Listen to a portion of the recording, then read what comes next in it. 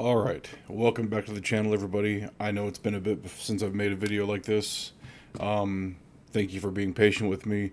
It's just been a very, very busy couple months and very busy couple weeks. But I'm back. I'm staying where I'm going to live, where I'm living currently. I'm going to stay here for a while.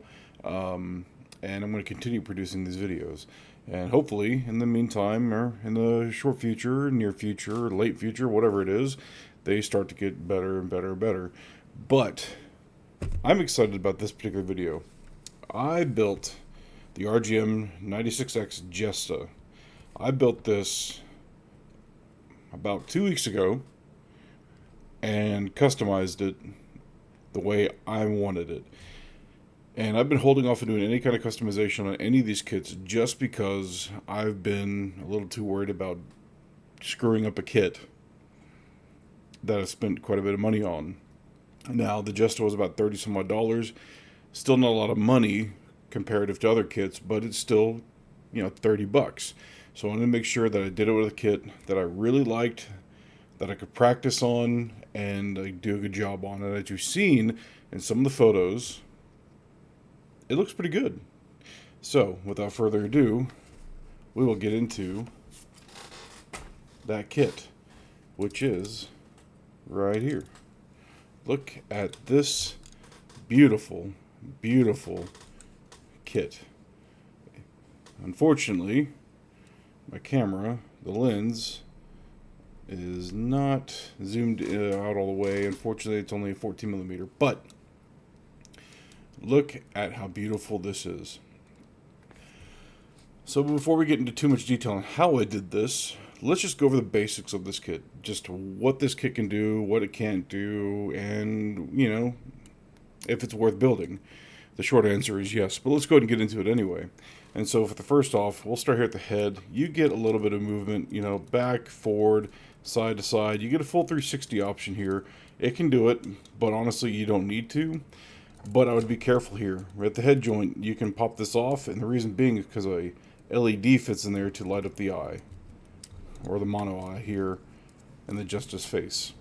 That is a separately sold item, so I think they're on Etsy, Amazon, wherever you can find them. Okay, now we got the arm unit here. It does pretty good flexing range here, but the shoulder does move. The shoulder thing right here moves a little bit, so we can get a little bit more motion. It does do a full 360 spin here at the shoulder and at the actual shoulder joint itself. So you get a lot of mobility and a lot of movement here with the arm itself and the shoulder. You do get, I'm not going to display here because of the gun, but you do get a full double jointed action here. So you're able to get some really good articulation, really good poses here with the arms in general. You do get these little gimmicks right here. Get the focus here. You get this little gimmick where it holds the beam saber hilt. That is out currently because the beam saber is occupying the hilt, so that is out. But you get limited range of motion here, more so here in the shoulder. So you just get the double joint shoulder movement and nothing here in the wrist or the beyond the elbow. Here at the torso, you get a little bit of ab crunch. You get a lot of back. You get some side to side, not as much as some other Master Grade kits, but compared to other Master Grade kits from this year, 2011, it's quite a bit of motion. So it does really well, looks really good. It's a solid kit. Now I would say be careful here within the torso to the waist. That joint, it's just one single ball joint, so it does have a tendency to kind of pop off, so just be careful. Going down to the waist right here, it's pretty basic, right? You get your front skirts, your back skirts, your side skirts, and you're done. Although the back skirts only do move at certain, have a limitation. That fell off, that's okay. I'll put that back on later. But there's not a whole lot here. Not really much to speak on when it comes to performance and what they can do, what they can't do. So which leads us into the legs. What the legs can do. You are able to get a full, I would say semi-full split with this. Now don't expect a lot from the legs, right? 2011. Keep that in mind. This is from 2011, so you're not getting a lot of posability here. Now granted, This is just a mobile suit. This isn't a Gundam, so you're not expected to get a lot of mobility here. And I would say for the most part for these grunt suits, you're not really looking for that, but you know, this does provide a little bit here. You're also able to get a decent bend, but not a crazy bend, right? Because the way this calf unit works, it takes up a lot of the space and doesn't allow for that double knee joint right here that you normally see in some of these kits. So you don't get a lot of bend here, but that's okay. You're able to work with that. I would say expect high grade-esque or better or slightly better range of movement with this particular kit from 2011.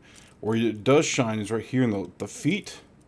You get a lot of movement here at the ankles, and you get it's not really a double joint, but the way that it's jointed, it allows it to kind of have this weird little movement in here that allows it to give that little extra flexibility. So the ankles have quite a bit of movement.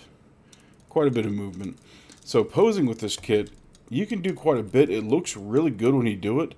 I think a lot of that has to do with the stylization of this particular kit. It is very militarized, military style looking. I would say if you're a fan of Master Chief, any kind of Spartan look, this would really be it. So you're going to get a lot of really cool poses just because of the way that this kit looks. It's going to look good striking a lot of different poses. Now we get into the weapons. You get this rifle here. As you can tell, I've done a little bit of detailing work. I didn't do a lot compared to the high grade Delta, but I did enough, right? I used some gold to do some panel lining, some accents with some silver, some dry brushing, and of course I left a lot of it the same. I just wanted to kind of give it a little bit of extra detail, some worn detail, where it's been used. It's been in the trenches. Granted, I'm not the greatest at that, but I will start getting better at doing some of these customizations. So that looks pretty good. The other thing that it comes with is this beam saber. It comes with two actually, but you only get to use one because it only has one hilt. And of course, I just painted that black and left that alone. Nothing too crazy, right? It is what it is. Now, the last piece here is the backpack that goes on the kit itself. It fits on with this little joint right here on the back, right there, and it falls off a lot. So if you plan on playing with this kit, beware, that falls off a lot because it doesn't fully sit in there like it should. But getting back to the backpack, you have this arm right here that allows this to spin and a couple of different joints to bring this forward and bring this above the mobile suit, so you can get some different poses with it. It allows you to get some dynamic looks as if you're protecting the grunt from incoming fire or whatever. So you get a little movement there. It looks pretty good. Don't expect it to be the greatest articulating thing, but with that arm, it does help quite a bit. Now let's get into some detail of the kit, some actual detail of the kit and what I did. First and foremost, these decals, right? These decals, come on, focus, there we go. These decals are amazing.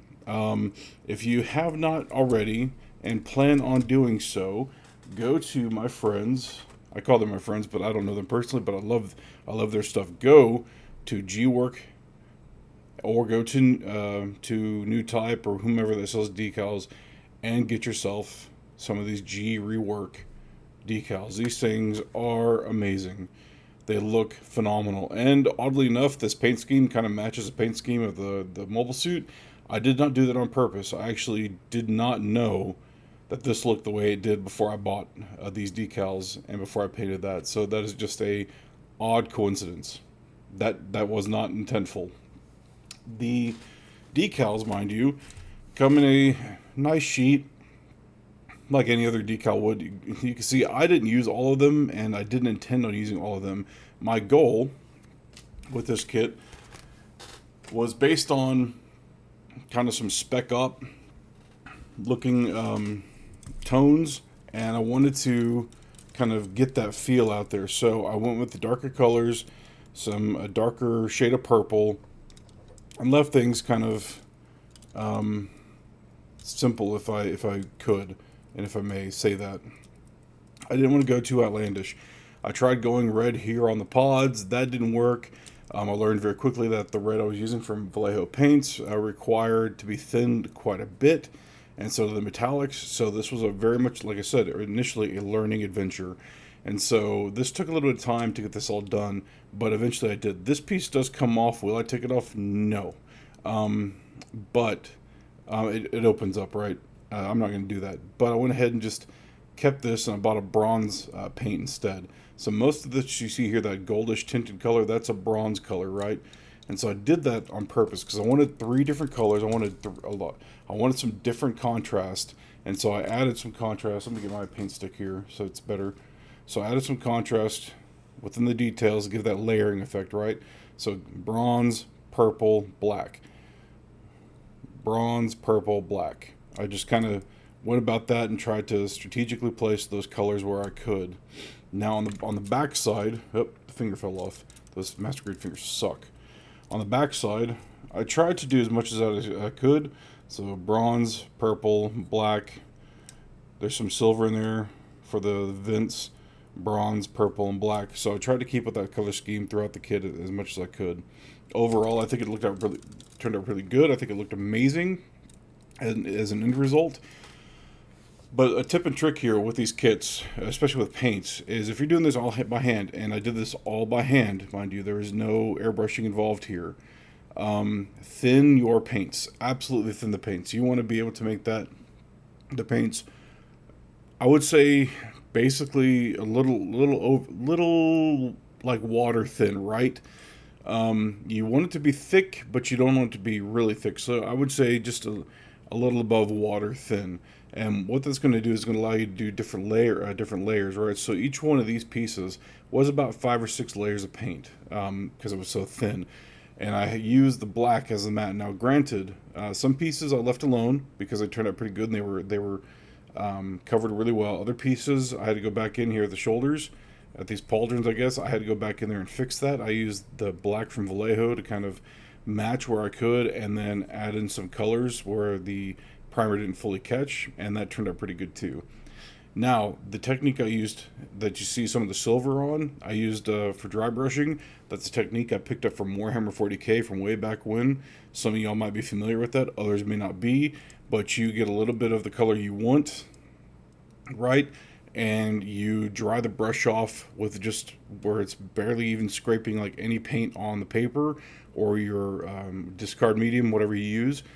And that way you can dry brush and have this effect right here that makes it look worn, adds the color you want but does it very thinly, and allows you to kind of have that distressed look on this kit.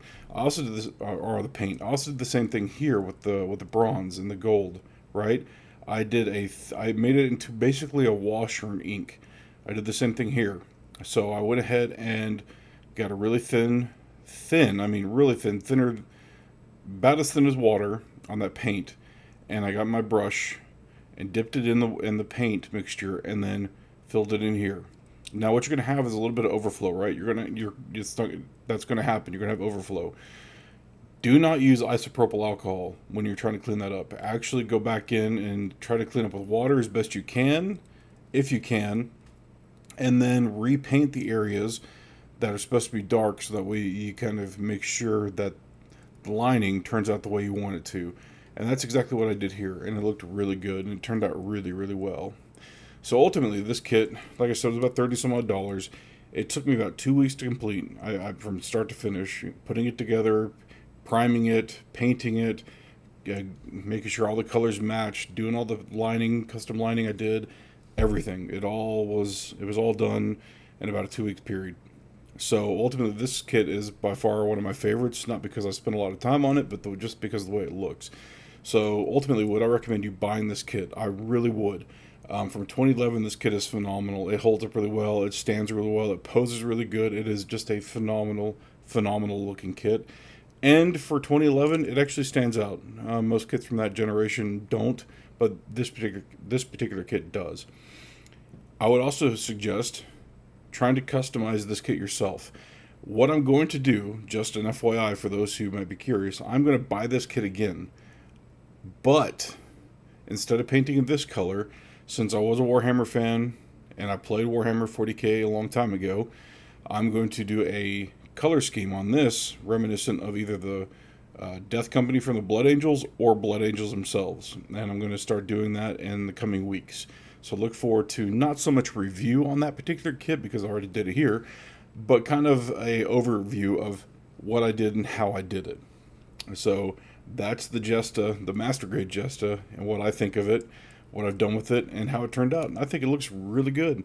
So let me know your thoughts in the comments below. Let me know if you think this looks really good.